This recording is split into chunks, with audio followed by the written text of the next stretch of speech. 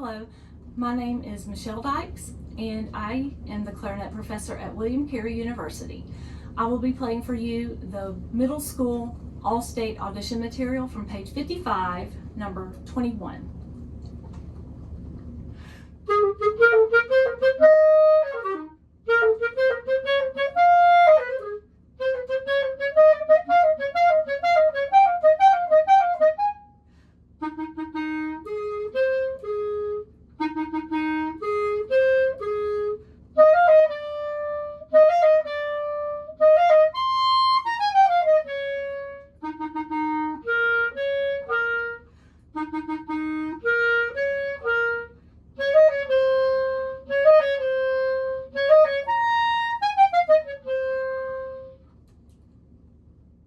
I would like to share with you a few tips to help you on page 55, number 21. In measure 2, you have to play an E flat followed by a C. Since E flat on most clarinets can only be played on the right, then the easiest way to do this is to play C on the left. So that way you're not playing two pinky notes on the same side, which helps you avoid getting an extra note in there. Sometimes we call those blips. So E flat on the right, C on the left. And that occurs also in measure 18 and measure 20. So, but this time you'll be playing the C first and then going to E flat next. Another thing that is going to be easy and helpful is in measure 7. At the end of that measure is an F natural. The very next measure is a B flat. Most of you play B flat with 1, 2 and the side right key, or sometimes 1, 2 and then this sliver key right here on the left. Well, we're not going to use either of those. Instead, from the F, all you need to do is pick up fingers 2 and 3 of the left hand. And this is a fingering for B flat. 1 on the left, 1 on the right. And so it makes that transition between F and B flat very smooth. I'll let you hear that.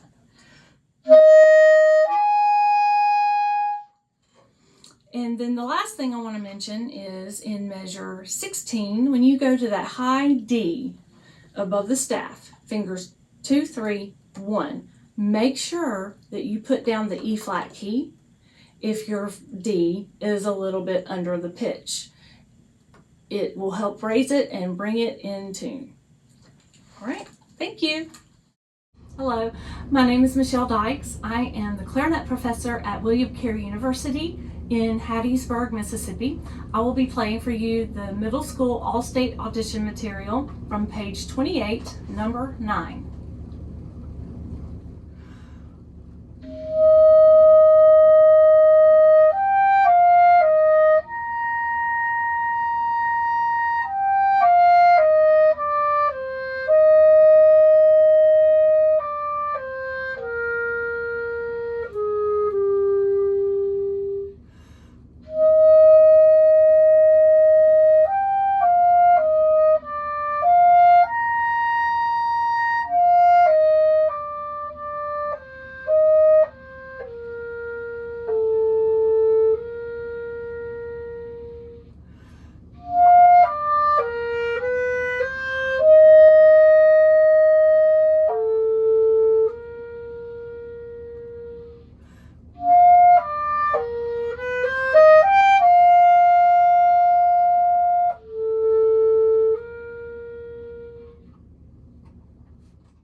I just wanted to mention a few tips that will help you with learning number 9 on page 28.